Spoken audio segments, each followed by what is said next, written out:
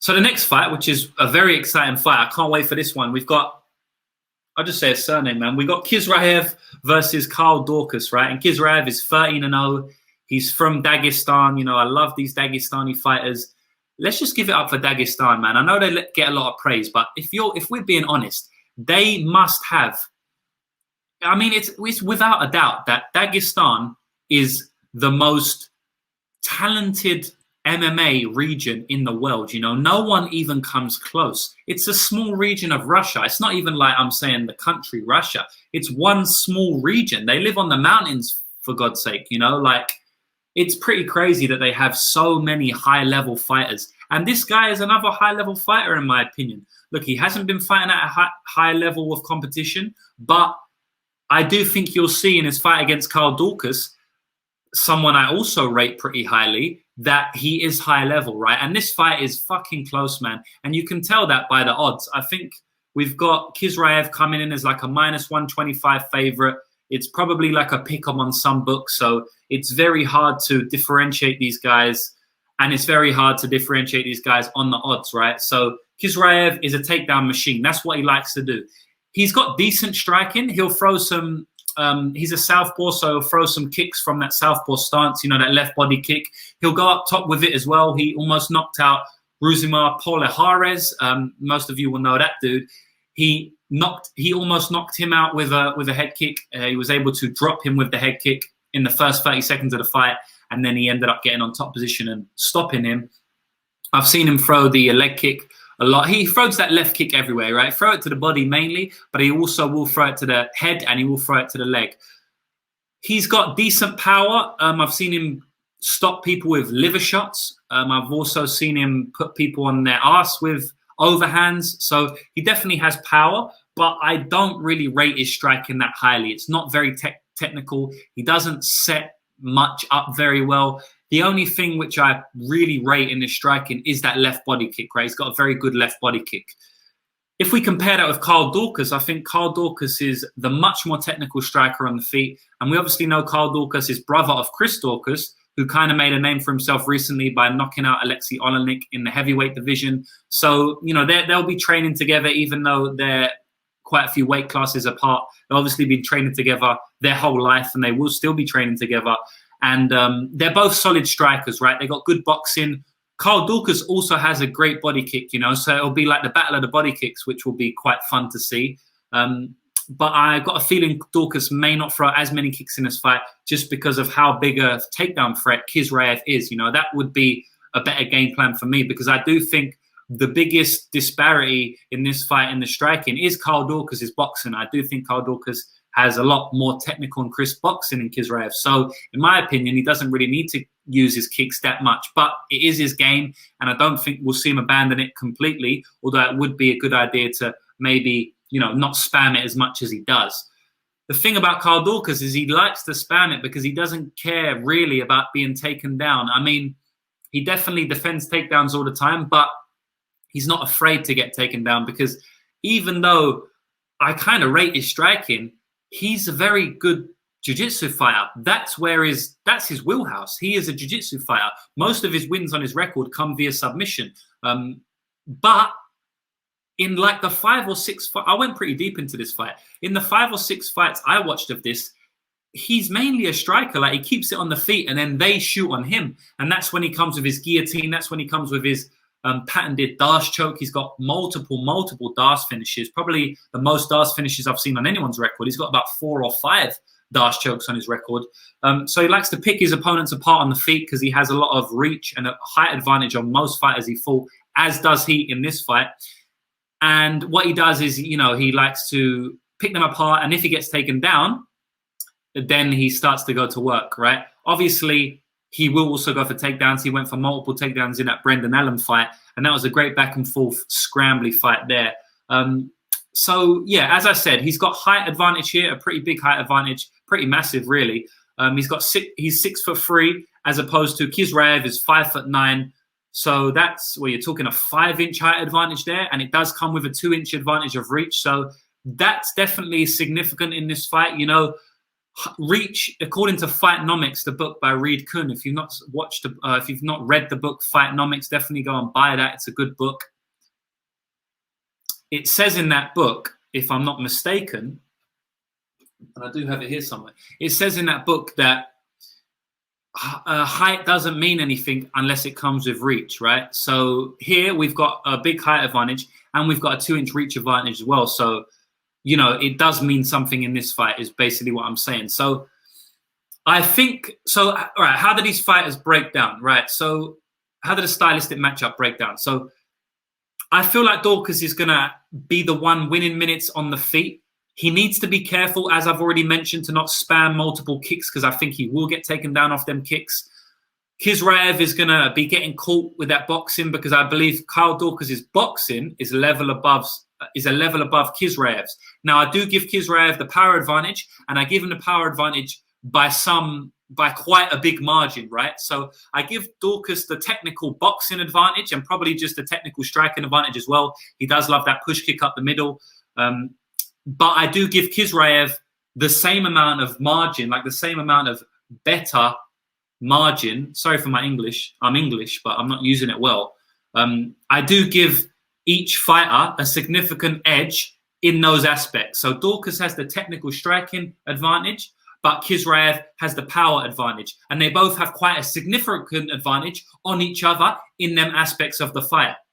So if Kisrahev is able to land them hooks that he loves to throw, they're going to hurt Daukaus, right? Because Daukaus is a tall guy. He may be leaning back, trying to get out of the way. And if Kisrahev can come over the top or even hit that body, because the body shot's going to be open for Kisrahev, in my opinion, he could really hurt Carl Dawkis because I have seen Kisrahev get liver shot stoppages before, as I've told you, and his pressure is pretty solid, right? He presses you up against the cage, unloads, and then goes for takedowns.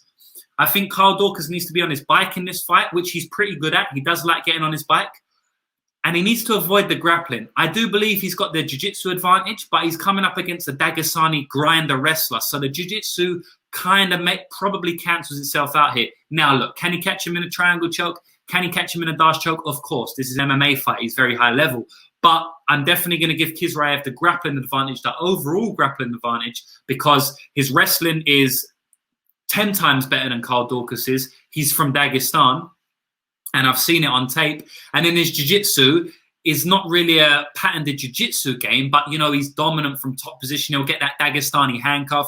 He'll put his legs over your legs. He'll wrap up both legs.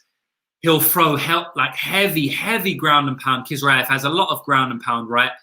So this fight is so interesting to me, man, because it really comes down to whether Kisrahev can get this fight to the ground. And I do think he can, but I do also think Carl Dawkis can probably sweep him maybe a couple of times and possibly get back to his feet. You know, Kisrahev could come out there and kind of like, because we don't know how good Kisrahev is, right? So he could come out there and take Carl Dawkis down and kind of dominate him on the ground, right? But I've never seen Dawkis dominated on the ground before. Now, against Brendan Allen, that was a scrappy back and forth fight, and Brendan Allen definitely landed some heavy elbows in that fight.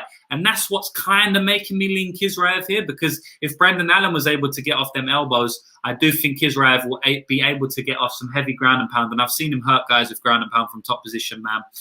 But Carl Dawkis has definitely got the path to victory there as well, man, which is staying on his bike, picking Kisrahev apart on the feet. And Carl Dawkis has very good takedown defense. When Dustin Stolfus shot 10 takedowns on him, he only got one. He fought Lombardo in his Dana White Contender Series fight. Lombardo shot 8 takedowns, could only get one. Brendan Allen didn't get a takedown on him. I don't think he attempted to take down Brendan, but because Dawkis was attempting the takedowns in that fight. But Dawkis has very high-level takedown defense, right? But the thing is, he's coming up against Kisrahev, man. It's like if a fighter has high-level takedown defense, but they're coming up against Islam Makhachev or Khabib, how much can you really take from it? You know, Carl Dawkis has 94% takedown defense, but I don't think you can say, like, he's got 94% takedown defense, he's going to be able to defend takedowns, because I really think Kisrahev he's a relentless takedown guy, man. And one thing I will say is that Kisraev's best takedown, from what I've seen on tape, is the single leg, right? He either grabs you by the single leg and picks it up and pummels you over, or he'll take the single leg, he'll drag it like an arm drag and drag you to the ground, or he'll take the single leg and he will trip you with the other leg. So he's got multiple ways of taking you down with a single leg. He obviously shoots body lock takedowns as well, and chain wrestling takedowns, but he does like that single leg. And one thing I will say is that Carl Dawkis has very, very high level single leg takedown defense. So I've seen Dawkis get taken down a couple of times on the regional scene. And I went in depth on this fight because I wanted to see Dawkis's takedown defense in different scenarios, right? Because we saw it be very, very good in the UFC in his 2 fights against Lombardo and against Stoltzfus, but they're not, from what I've seen, they're not high-level takedown guys. They're not Kisraevs, right? But what I've seen is Carl Dawkis has very good balance. So if you get one leg off the ground, he's probably going to be able to defend it. But where he gets taken down is if the fighters can muscle him. So I've seen him get taken down from body lock takedowns, and I've seen him get taken down from, like, not exactly this, but they were kind of like judo. They were kind of like Greco-Roman throws, where the body lock is there and he kind of gets suplexed. But he's still got good balance there. He's still, because he's so long, he's able to put one limb out and he kind of stops himself from being taken down. But the takedown's definitely there. But the way Kisrahev likes to get the takedowns, that's what Dawkis is good at defending, or that's his best takedown defense. So it's a very interesting fight for me. I'm going to lean Kisrahev because I do think he can be a pretty good fighter. It's hard. I don't want to say that because, like, I really feel like Dawkis has kind of got a style to beat Kisrahev, but I just don't think Dawkis has faced anyone with the takedowns of Kisrahev, man. That's really what it comes down to, If we go on Kisraev's record here, he's got a 13-0 record, so he's never done anything to make me doubt him, right? And in all the fights I've seen on him, he's basically dominated the fights, guys, but he hasn't been fighting high-level competition. So it's really hard for me to see, it's hard for me to say something bad about Kisrahev because he's 13-0, I haven't seen many holes in his game. Most of his fights are ending quickly, but he has been to decision multiple times, as you see. His last decision fight was against Yasube Enomoto, a 16-9 fighter at Fight Night Global 74. He went to decision there, but he dominated the fight. He constantly dominated that fight. I mean, he was never really in trouble. There was a moment where Enomoto, or there was a couple of moments throughout the fight where Enomoto was getting that boxing offense going, and he was able to piece Kisrahev up for a couple of combinations, right? It wasn't long. But I guess you can call that a little bit of a weak spot in his game, the boxing, which I definitely give Carl Dawkis a high level advantage there, or a big advantage, like I've already said. But if you can, let's go on his record. I mean, the fighters he's fighting are not very good, guys. His last 4 fights, right? They've been against 13-3. That's decent. 19-8. It's all right. There's Paul Harris there. He's on the end of his career. To be fair, Yasubi Enomoto was 16-9, 11-6. But before that, right, he's fighting 3-2, 2-1, 3-1, 0-0, 3-2, 0-0, 5-5. Obviously, that's more the start of his career. But what I'm saying is the experience advantage is drastically in the favor of Carl Dawkis. Carl Dawkis is fought in the UFC multiple times now. He's fought in the Contender Series. He's fought against Brendan Allen, was a tough fight in his first fight. Big underdog there, plus 250 underdog. Then he fought Dustin Stoltzfus, who was a 10-1 fighter at the time, or 10-0 or something. I believe he might have been 10-0. So Carl Dawkis has been fighting better guys. He's better. He's got more experience in the UFC. But I do like Kisraev's game, and I am actually going to pick Kisrahev here because I just don't think Carl Dawkis has fought someone who will give him as much trouble in the takedown department as Kisrahev will give him. Dawkis is not going to go down without a fight. This is going to be a back-and-forth fight, in my opinion. Both fighters are going to have their way, and I wouldn't be surprised with Carl Dawkis coming out of the win whatsoever. But at the end of the day, this is a prediction podcast, and I have to give a prediction. I won't be betting on this fight unless I find some juicy props. And we'll just check the props real quickly before I go on to the next fight, which is the co-main event of the evening. But yeah, I probably won't be betting on this fight. I did look at the over because I do think it's probably going to decision. But at the end of the day, man, Kisrahev is a finisher. He doesn't go to decision often. And Carl Dawkis is a finisher. He doesn't go to decision often either. And if you're only giving me, minus 150 for the fight to go to decision, it's hard for me to get behind it, man. I'd like some plus money, you know. Even though it's taken the under at plus 150, I don't even super hate. But I do think this fight's going to go to decision. And I do think Kisrahev probably going to edge it here. But as I say, super close fight. Final prediction, guys, is Kisrahev to win a close decision, 29-28. But again, I wouldn't be surprised to see Kisrahev come out and kind of just mollywop Daukaus on the ground, because I don't know yet. I can't tell because of the level of fighters he's fought and because a lot of the fights are getting ended early. But I do think that Kisrahev could be something special just in regards to his game. Not necessarily his skill set so well-rounded, but just that takedown, that constant takedown pressure. It's hard to deal with. And I've seen him go hard 3 rounds and still, you know, and look completely fine in that 3rd round. So I do think we could have a solid prospect on our hands with the Black Wolf, a 13-0 fighter. But I could also see Carl Dawkis winning this fight. So I don't have a great read on it. I think it's hard with the level of competition that the Black Wolf has been fighting at. But yeah, final prediction. I won't go on any more about this fight. Kisrahev to win via decision.